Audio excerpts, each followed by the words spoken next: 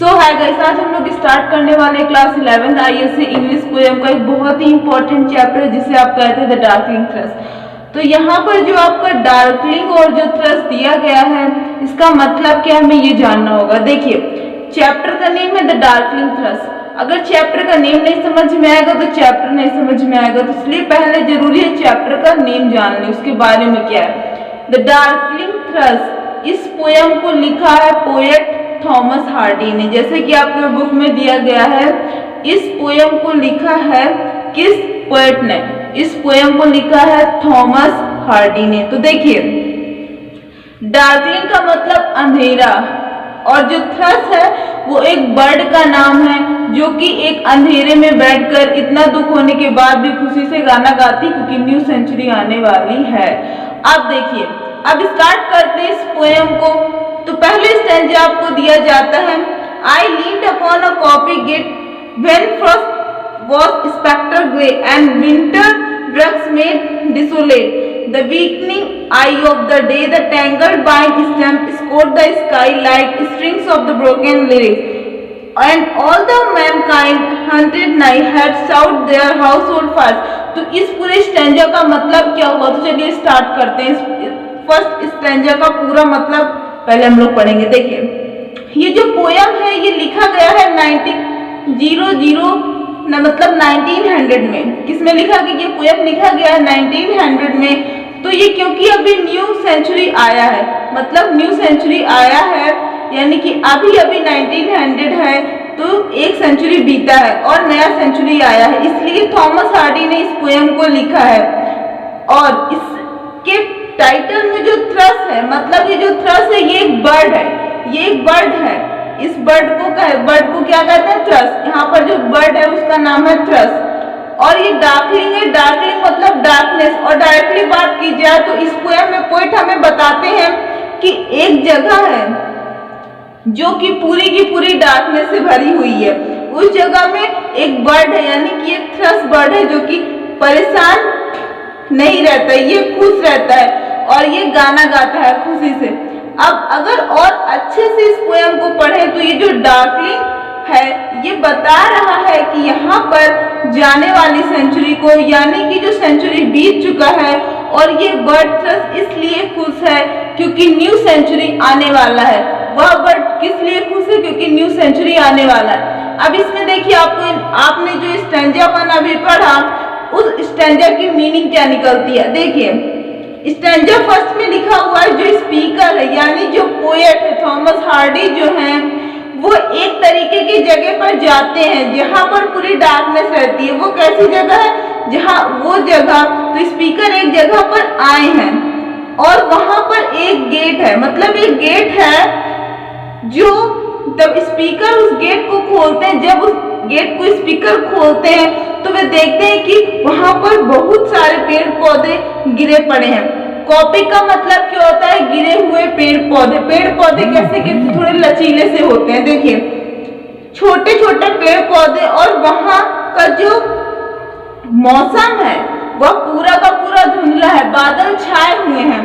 और देखिए, वहां पर बहुत ही ठंडक थी और बहुत अकेलापन लग रहा था। वहां पर एक दिन का समय था, मतलब वहां पर दिन का समय था या कुछ भी, जहां दिन का समय होने के बाद भी पोएट कहना चाहते हैं कि वो जब वहां पर गए, उन्होंने गेट खोला तो उन्हें क्या दिखा कि कुछ पेड़ पौधे थे जो कि मतलब ढेर सारे पेड़ पौधे थे जो कि थोड़े झुके थे। और उन्होंने बताया इस पोएम के थ्रू इन्होंने ये बताया कि वहां पर दिन में भी इतनी रात थी, इतना अंधेरा था और कुछ भी दिखाई नहीं दे रहा था पोएट को जब उन्होंने वहां पर एंट्री की। अब देखिए, और वहां पर जितने भी पेड़ पौधे थे ना वो एकदम मुड़े से थे। जैसे कि हम लोग कभी कभी देखते कुछ पेड़ होते हैं जो काफी बड़े होते हैं और वो एक तरफ से ऐसे जाकर पूरे झुक जाते हैं, तो उन्हें हम लचीले पेड़ कहते हैं।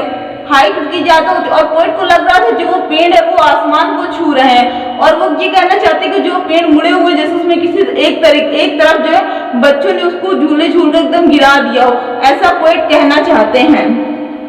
अब देखिए, और ये कह रहे हैं कि वह पेड़ एकदम आसमान छू रहा है। ये जो लिरिक्स है, यहाँ पर ये जो लिरिक्स है इसका मतलब क्या है? ये जो है ये एक तरीके का इंस्ट्रूमेंट है। इंस्ट्रूमेंट जैसे अगर कोई इंस्ट्रूमेंट टूट जाता है, मतलब कि ये एक इंस्ट्रूमेंट होता है। जो पोएट यहाँ पर कह रहे हैं कि जो पेड़ पौधे होते हैं वो ऐसा लग रहा है कि जब ये इंस्ट्रूमेंट टूट जाएगा तो जैसा ये इंस्ट्रूमेंट दिख रहा है वैसे ही पेड़ पौधे भी टूटे टूटे दिख रहे हैं। जैसे हमें कोई टूटा हुआ इंस्ट्रूमेंट दिखता है वैसे ही पेड़ भी हमें टूटे टूटे दिख रहे हैं। जब पोएट ने वहां एंट्री की तब उन्हें सब ऐसा लग रहा था कि दिन में भी रात थी, अंधेरा था, मौसम एकदम धुंधला था, कुछ दिखाई नहीं पड़ रहा था, पेड़ एकदम लचीले थे जो कि एकदम आसमान को छू रहे थे। और उन्होंने बताया वो एकदम टूटे थे जैसे कि एक इंस्ट्रूमेंट टूटा हुआ हमें दिखाई पड़ता है। और वहाँ के जितने भी लोग रहते थे और वहाँ पर जितने भी लोग रहते थे वो परेशान दिख रहे थे और परेशानी के कारण वो अपने घर पर आग जला रहे थे। मतलब क्या कर रहे थे, इतनी ज्यादा ठंडक थी, धुंधला था, दिन था नहीं, तो वहाँ पर जो है आग जला रहे थे। और वो आग इसलिए जला रहे थे क्योंकि वहाँ पर विंटर का सीजन था और रात के समय कुछ दिख भी नहीं रहा था, पूरा दिन था, मतलब दिन के टाइम भी कुछ नहीं दिख रहा था, पूरी रात ही थी। अब देखिए आपको स्टैंजा 2 दिया गया है। The land sharp feature seem to be the century corpse outlet and he script the cloudy canopy, the wind its death lament. The ancient pulse of the germ and birth was sunken, hardy and dry, and every spirit upon earth seemed favorless as I. देखिए इसके जो second stanza में जो poet ने बताया, इसकी help से poet आपको क्या समझाना चाहते हैं स्टैंजा सेकंड में। इसमें पोएट कह रहे हैं कि उस एरिया का जो जमीन है ना, मतलब जहाँ पर पोएट गए थे वहाँ का जो जमीन है ऐसा लग रहा है कि पूरा का पूरा डेड बॉडी है। जहाँ पर पोएट ने एंट्री की उन्हें वो जमीन ऐसी लग रही थी जैसे कि वो पूरी की पूरी डेड बॉडी हो। अब देखिए डेड बॉडी है मीन्स वो जमीन डेड बॉडी की तरह लग रहा है। वो जमीन है, वो रिफर कर रहा है, वो जमीन रिफर कर रहा है उस सेंचुरी को जो कि जाने वाला है और न्यू सेंचुरी आने वाला है, इसलिए हमारी पोएट खुश है। अब देखिए और उस जमीन के ऊपर आसमान में बादल छाए हुए हैं और वहां की जो हवा थी वो रो रही थी, मतलब वहां की जो हवा थी वो रो रही थी। और जमीन बहुत ही मतलब जमीन थी वो कैसी थी, मतलब जो जमीन है वो रिफर कर रहा है उस सेंचुरी को जो कि जाने वाला है। और वहां के जो आसमान थे वो बादल थे वो छाए हुए हैं। अब देखिए और वहां की जो हवा थी वो रो रही थी, मतलब हवा रो रही थी और जमीन जो थी वो क्या थी, जो जमीन थी वो पूरी की पूरी रिफर कर रही थी जो कि सेंचुरी जाने वाली है। और फिर जो है क्योंकि सेंचुरी बीतने वाला है, क्योंकि सेंचुरी बीतने वाला है और ये वो जगह है ना, ऐसा लग रहा था कि जैसे यहाँ यह जगह खत्म हो गया है, मतलब कि न्यू मतलब सेंचुरी जाने वाली है और एकदम मतलब किसी को अच्छा नहीं लग रहा है। अब देखिए और अब यहाँ पर कोई भी लोग रहने के लिए आएंगे ही नहीं। वो इन फ्यूचर भी बता रहे हैं कि वहां पर कोई भी लोग रहने के लिए आएंगे नहीं क्योंकि वो जगह ऐसी लगी रही थी। अब देखिए और पोएट को ऐसा लग रहा था कि यहाँ के जितने भी लोग हैं ना वो होपलेस हैं, फेवरलेस हैं, उनको कोई आशा नहीं कि अभी कुछ भी अच्छा हो सकता है, उनको कोई आशा नहीं है, कोई उम्मीद नहीं है, वो एकदम होपलेस फेवरलेस है। मतलब जो लोग थे वो कैसे थे, मतलब वो कैसे थे, उनकी कैरेक्टरिस्टिक उनकी आप बता सकते हो कि वो होपलेस और फेवरलेस थे, मतलब उनको कोई आशा नहीं थी कि कुछ भी अच्छा होगा, अब से बेहतर कुछ और होगा नहीं। अब देखिए आपको स्टैंजा 3 दी गई है। स्टैंजा 3 में क्या, at once a voice arose among the bleak peaks overhead in a full-hearted even song of joy illimited. As they stood frail, gaunt and small in the blast plume had chosen thus to fling his shout upon the growing gloom. इसका मतलब क्या होगा, मतलब at once a voice arose among the black peaks overhead। इस stanza 3 से हमें क्या मतलब कि मैसेज मिलता है। देखिए स्टैंजा 3 में जो पोएट ने बताया है, उन्होंने ये बताया है कि स्टैंजा 3 में थ्रस्ट के बारे में हम पढ़ेंगे। पहली चीज तो ये, अब ये स्टैंजा 3 पढ़ने वाले तो इसमें हम थ्रस्ट के बारे में पढ़ेंगे। थ्रस्ट कौन है? थ्रस्ट एक बर्ड का नाम है जो कि इतने मतलब कि दुख होने के बाद भी एकदम खुश है और खुशी से वो गाना गा रही है। क्यों? क्योंकि न्यू सेंचुरी आने वाला है और पुरानी सेंचुरी जाने वाली। आप देखिए इसमें हम थ्रस्ट के बारे में पढ़ेंगे। तो ये जो डार्कनेस वाला जगह है, मतलब जहां पर पोएट ने एंट्री की थी, डार्कनेस वाली जगह थी, दिन में भी रात लग रहा था। तो यहाँ पर अब क्या होता है, एक आवाज आती है पेड़ों के बीच से। मतलब अगर आप देखें तो ग्रुप ऑफ ट्री जो होते हैं, मतलब पेड़ों का पूरा झुंड होता है, वहां से एक आवाज आती है उसके बीच से। तो यहाँ पोएट कहते हैं कि वो जो आवाज है ना, इवन सॉन्ग, यानी कि एक तरीके की प्रेयर थी, एक तरीके की प्रेयर थी। और इस सॉन्ग को गा रहा है वो बहुत ही खुश है, और जो भी सॉन्ग को गा रहा है वो बहुत खुश है। वो कोई और नहीं, हमारी बर्ड थ्रश थी। कौन गा रहा था इस गाने को? थ्रश। अब देखिए, थ्रश बर्ड जो कि छोटा सा, दुबला सा, पतला सा है, पोएट कह रहे हैं कि वो हवा है जो वो थ्रश बर्ड के पूरे फेदर्स को डिस्ट्रॉय कर चुके थे, लेकिन फिर भी ये बर्ड खुशी से गाना गा रहा है।